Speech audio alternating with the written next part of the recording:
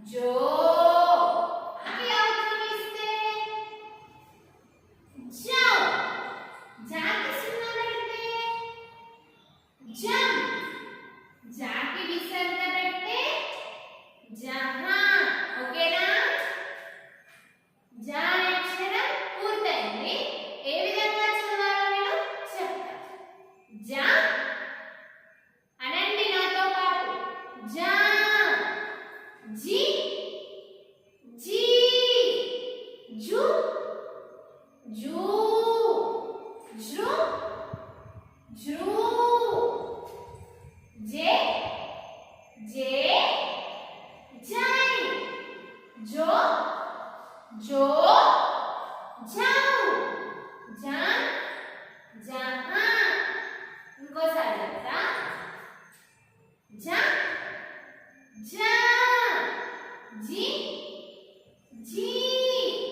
జు జూ జృ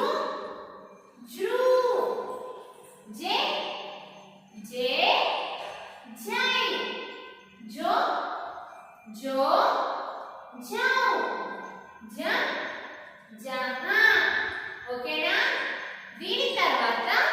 పదాలని నేర్చుకుందాం మొన్న ఎక్కడ వరకు నేర్చుకున్నాం మనం పదాలు మంట వరకు నేర్చుకున్నాం ఇప్పుడు యా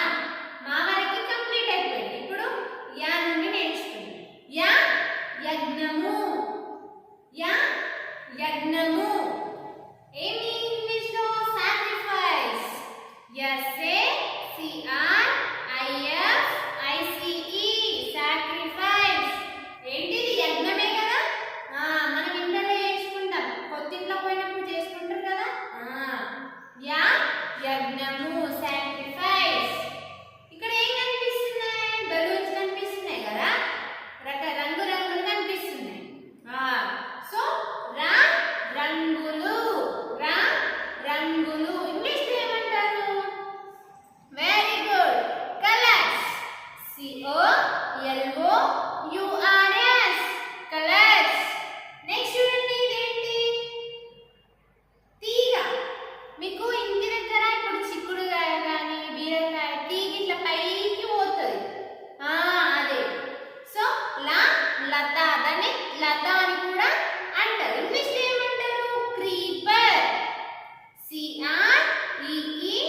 CREEPER ఓకేనా నెక్స్ట్ చూడండి వెరీ గుడ్ వంకాయ కదా వంకాయ ఇంగ్లీష్ లో ఏమంటారు very good brinjal BRINJAL brinjal BRINJAL next ఇదేంటి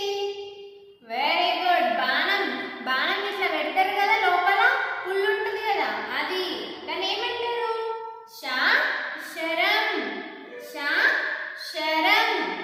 ఇంగ్లీష్ లో ఏమంటారు ఆరో AAROW ఆరో